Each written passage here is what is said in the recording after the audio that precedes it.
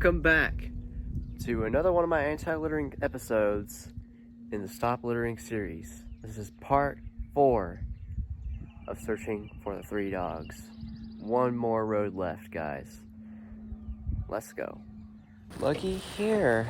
We got some wires in the road. And a dude just stopped by and said hello to me. He's a nice guy. Looks like a nice feller. Being honest. Yep. This wire definitely is not in use anymore. You could see it's all frayed up and stuff. So the best thing we can do is to get as much of it out of the road as we can. What we'll do is we'll take this and dig it all back in. There was actually some trash in front of our house too. I was like, man, imagine that. Usually it's like pristine in front of our house. But things are starting to also be in the works too. Like there's a fence that was built that kind of blocks more vision from the main road to these dirt roads. You know, because we have that big old cornfield at the beginning. And it turned into a housing development, and now, or it turned into land for houses, not a housing development. And one of the guys built a huge fence. That definitely has affected how people perceive throwing litter. Looks like we got a road work set up ahead of us. Looks like they're doing some work down on this road. Which, I mean, it definitely looks like they've done some stuff down there since last time we came. We're getting there. Sometimes you need to set down the grab and just grab it with your hands. But yeah, there's a lot of stuff that's been happening with the creek. And so they've been trying to get the road settled out. Because I think a portion of the road fell through. That's what instigated this whole thing. And there's a close-up. The sign, we got the trucks, we got this tractor over here behind those trucks working diligently on restoring the banks and the creek and all that good old stuff. See, there's a truck with the ramp on behind it, and there's a truck with what looks like some supplies for the road. It's good that they're doing this. We'll look around here in the meantime, see if there's any litter in this section. And yeah, we'll find a safe way to pass through.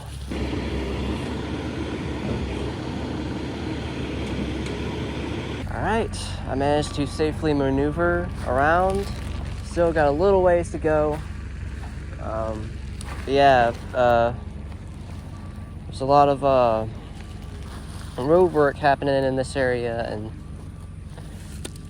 a lot of litter being exposed. So I'm gonna take this, get as much of it out as I can.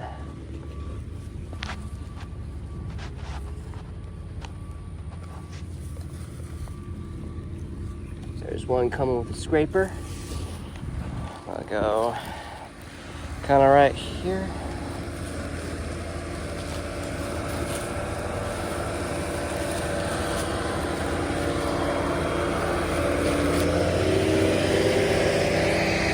And it's always good when we're in this type of situation right here. Keep really good distance. Like they say, keep back 100 feet. So definitely try to keep as much distance as you can in maneuvering. See, it beeps and it'll back up. I think my little sister has joined me.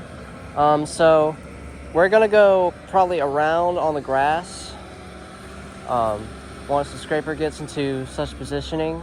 Through all this, we're just prioritizing safety. And just keeping our distance. So it seems what's happening here is definitely a widening of the road. This will be interesting in future videos. when I come back out to pick up litter in this kind of setting, it'll be pretty interesting for sure. It'll be nice. All right, and we're at the other side. Now there is a can there. Scraper's been busy working on there. We'll do, the scraper seems to be heading that way. So I'm gonna come in here real quick while I have time, grab this Red Bull, and immediately start walking the other way.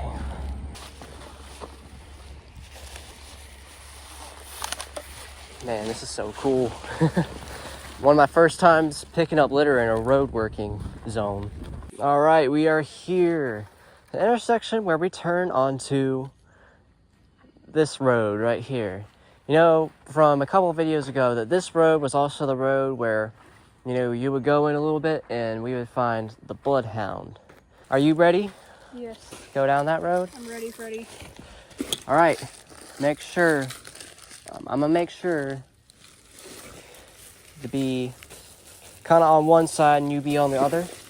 That way, if the bloodhound approaches, it'll approach me first. I have the grabber, and I can create distance in between the dog and me and protect us. So this is the road where the dog approached me from, and the road that I saw the dogs go to last time. So this has been a strong theory for me for quite some time.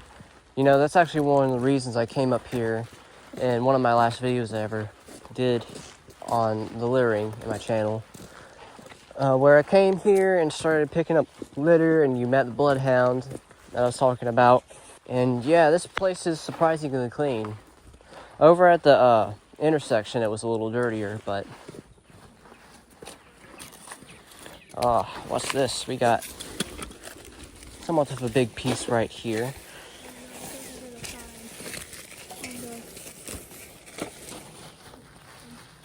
Yeah,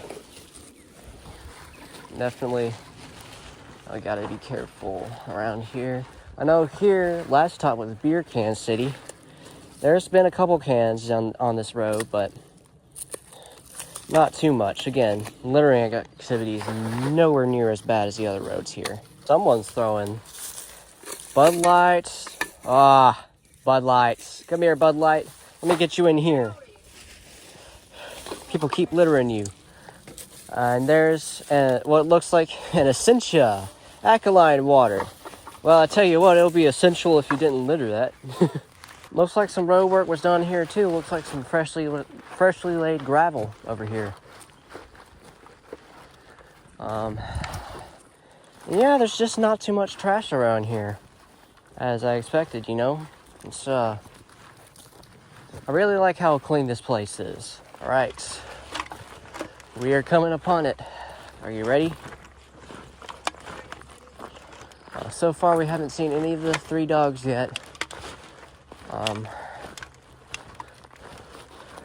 But we might see the bloodhound.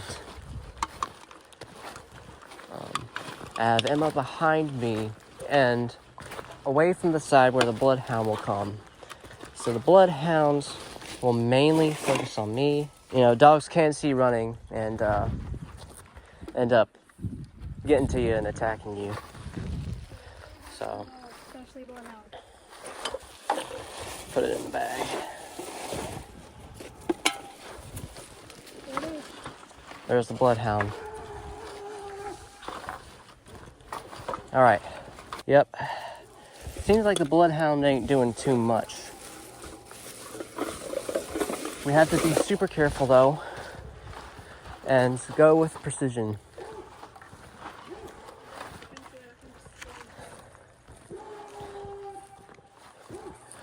Yep.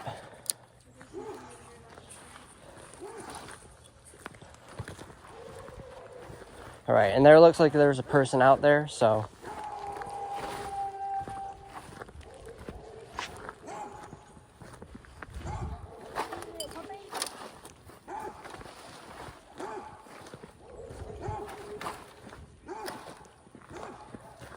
All right, and the bloodhound is staying back. Yep, All right, we're doing good. We're doing good. So we have just this stretch of road left. You can kind of see, oh, there's a traffic cone. Yeah, there's been some work done here. So we'll continue walking up, collect any litter we see, then probably head back. Looks like the dogs are not here. Oh. There's that. Woo, something stinks like skunk down here. That's usually not a good sign. Something smells foul. It'd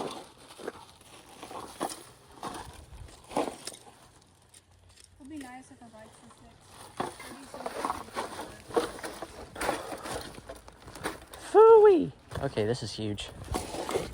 Or big. Not really exactly huge when I compare it to that 15-foot tarp I found one time.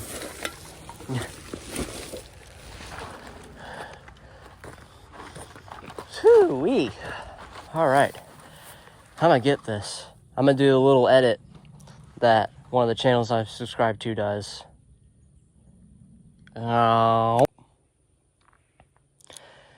Much better. So I managed to get everything. Managed to get this bag out. I managed to get a lot of the rubbish that was around, all the loose rubbish, and put it in that bag. And put some in this bag. Yeah, there was a lot over there, man. I was like, wow. I had to assess for a little bit because I was like, is this a pile from the Volunteer Litter Association? But they have special bags they carry. Last time I saw a pile like that, it was right here. And this was kind of buried in the woods. You see all these briars were starting to grow over it. And there was this that was originally on top of all of that. So, you know, it wasn't being taken care of. It was being hidden in the woods to bury and rot for a while. So I said, you know what?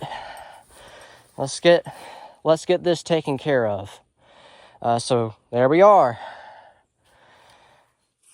There's our pickup for the day. So with that, I want to bid you all a proper farewell. I'll take me and my little sister back home. These bags. See you later, guys. Shalom.